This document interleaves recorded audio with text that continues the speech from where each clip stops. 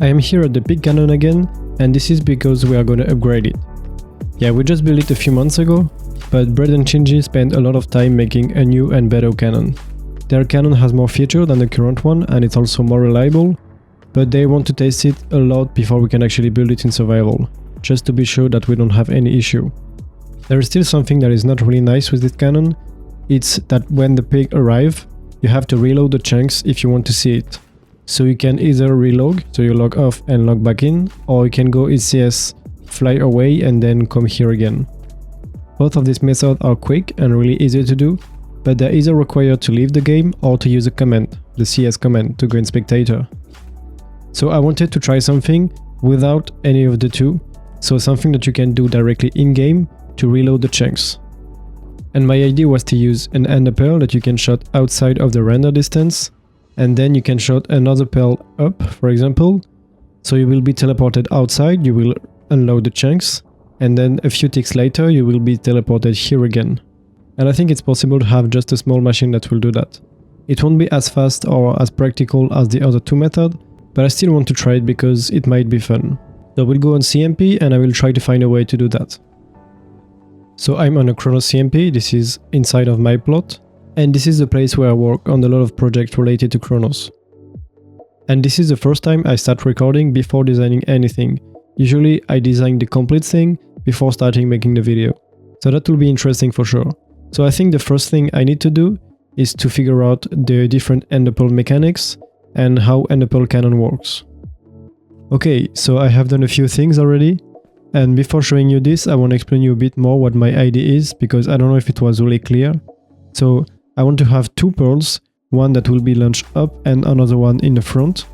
So if you launch the first pearl up and then another one, you will be first teleported here and then back here again. So if you launch the second pearl far enough away, you will unload this area and then load it again. And that's the goal. But there is a small issue here, is that we can't launch the pearl far enough away to unload this area. So that's why I want to use TNT to propulse the pearl a lot further. But to use TNT, you first have to align the pearl. So this is the machine that I made, which will align the pearl, but I made it based on other designs that I'm gonna show you. So I looked at this cannon that I already built in my survival world, and also at this machine, which I believe has been made by Chess, but I'm not sure. This is a pearl stasis chamber that you can have in the nether. Usually in the overworld you just have to have some water and a soul sand and you can launch the pearl down and it will get held by the water. But in the nether you have to use different solutions. So here you can just go under it, launch the pearl, and it will get held by the piston. If you look at the pearl, it's aligned exactly in the corner of a block, meaning you have to align it in two directions. So once you launch the pearl, the tripwire will detect it. It will first push these honey blocks, which will align the pearl into that direction. There is also this grindstone to make sure the pearl doesn't fly away in this direction. Then it will get pushed down by this slime block and pushed on this direction with these two pistons. So now it's aligned against two directions, this one and this one. At the bottom there is more slime to push the pearl up so it can get processed. Then once I understood what the machine was doing, I tried to figure out the timings, and they are not really complicated, because when you trigger the tripwire, you instantly power this piston, 2 game ticks later this one, 2 game ticks later this two piston, and 2 game ticks later this one. So it's really easy, it's 0, 2, or 6. There is no odd tick of delay. So from here I just wanted to make the same system but with my own wiring, and hopefully trying to remove some dust, because there is quite a few, and also this armor stand here. This is the layout without the wiring. The first thing I wanted to change was to move this piston here, so you can just shave the top layer, and instead you need to have a slime block here. So we said that at game tick 0 this piston needs to extend, which is already the case. Then 2 game ticks later this one needs to be retracting. So we can power it with a repeater and a redstone block here. And this redstone block needs to be removed exactly when this piston extends. And one way of doing that is to have a sticky piston here that is extended, and this redstone block needs to be connected to the honey blocks here. meaning as soon as we power this, it will retract this piston, and 2 game ticks later, this one. Now 2 game ticks later, we need to power these ones. And we can do pretty much the same with a repeater here, but this time instead of removing a redstone block as soon as this is extending, we need to place a redstone block when this has finished extending. So at the start the redstone block needs to be here, and we can connect it with a honey block here. So now let's check the sequence if I power this block. As you can see, it works fine. And now we just need to unpower this piston 2 game ticks after we power these ones, which is a bit more complicated, and the way I did it was to power this piston with a repeater with 6 game ticks of delay. And it's powering this block, which is QC powering this piston. So when the piston here is extending, it will move this redstone block, and 6 game ticks later it will unpower this block. And we just need to give an update to the piston, and for that you need to use a bell, because this is the only block that can give an update, which is also not sticky. And now let's see this in action, and it works perfectly fine. So I'm quite happy with the size of this. There is still one dust, but it doesn't really matter in terms of lag because this is really small. And the main thing is the bell, which is kind of annoying because of the sound, but I think I will keep it just for Hunter. And now let's see what happens if I use an ender pearl.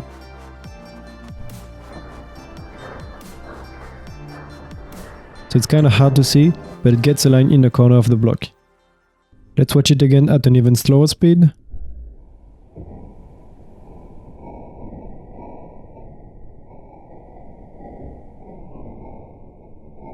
And now we can have as many ender pearls as we want, and they will get catch here.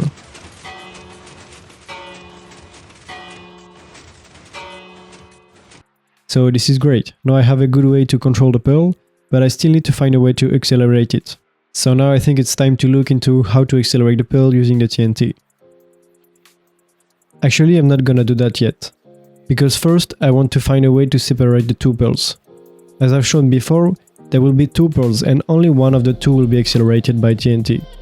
And the first idea I had was to have a slime block that will push the ender pearl either left or right, and that will alternate between the 2. So something like this. But the issue is that now the pearl has a lot of momentum, so this is not a good option. And by the way, I'm not using pearls anymore, but I'm using an egg. It's just because this way I don't get teleported every time. I think eggs and snowballs work the same as ender pearls, and the snowball will be the best for testing, but apparently in this server you can't use snowball without having TNT raining.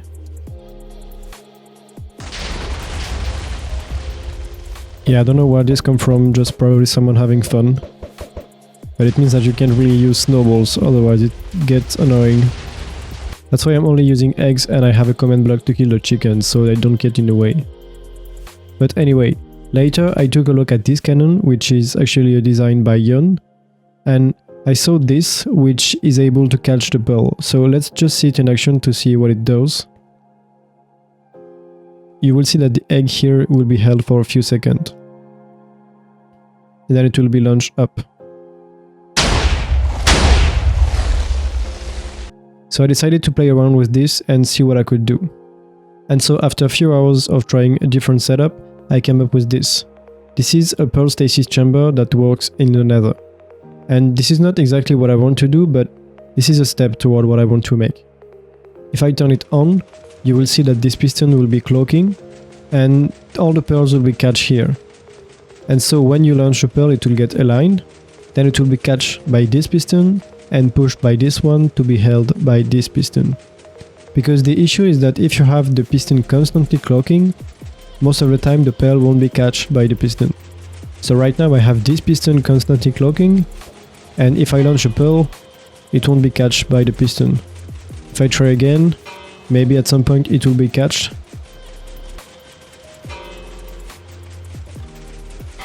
Okay, this time it worked.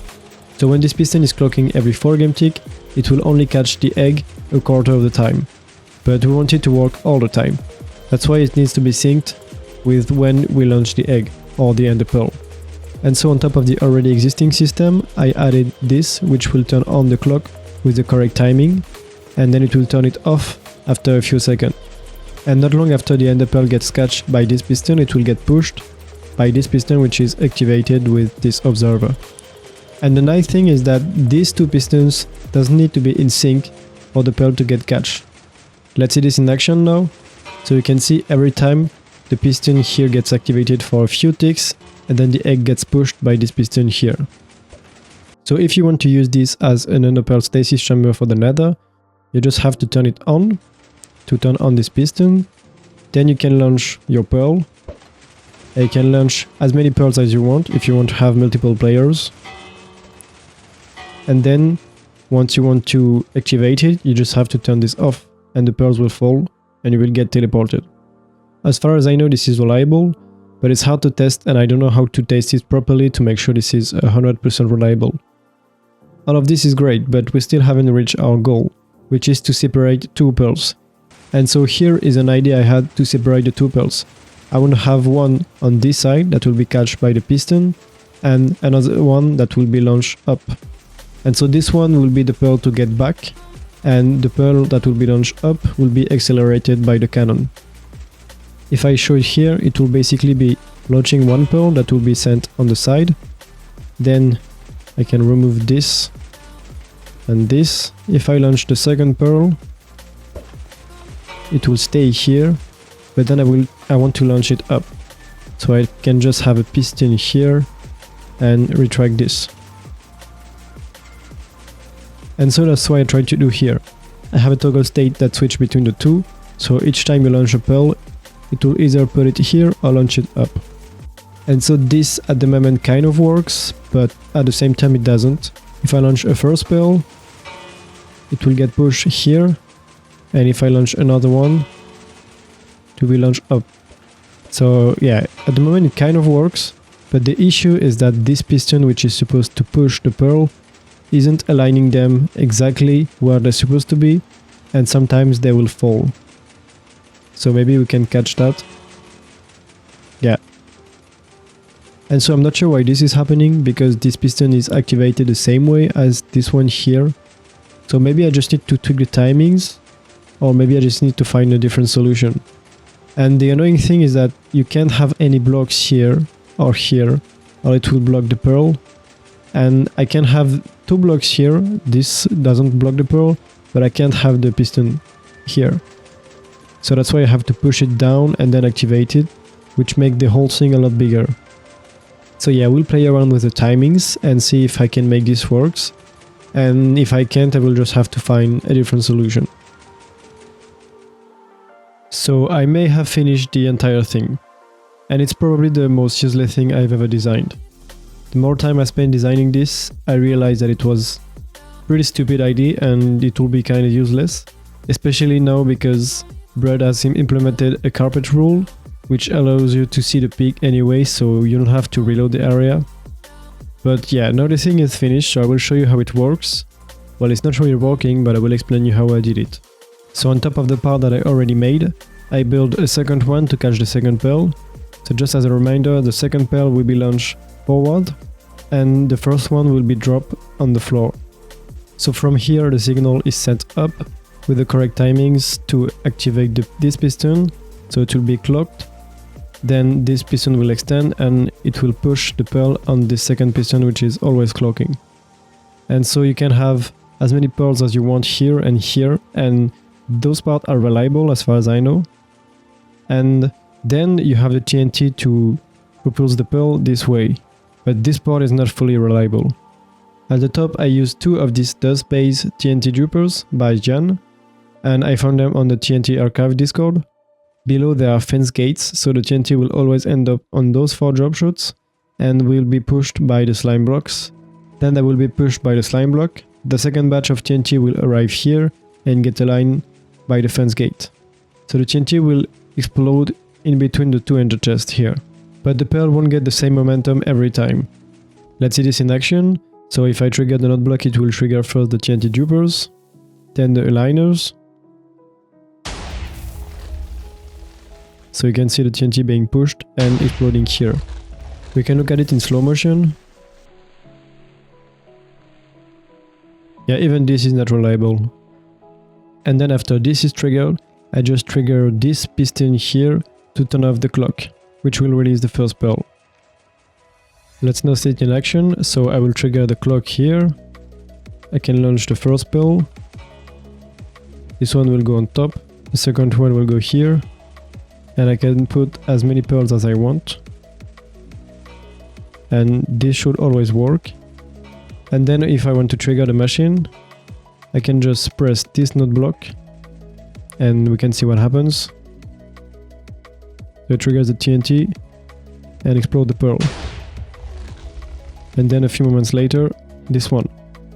So right now I'm not getting teleported because I will need to put a wall inside of the render distance because here it will just get unloaded. Yeah, I just got teleported after it got loaded. But yeah, I don't really care if it's not working because as I said, I realized it wasn't a good idea. And I even said in the beginning of the video that it would probably be a stupid idea. But at least I learned a few interesting things and that made me want to design my own player cannon, which I already started. You can see it in the background. And so there will probably be a video on it at some point. That will be it for the video. I won't release the schematic, but if you really want it, you can always ask for it on my Discord server. And I will see you in another one. Bye bye!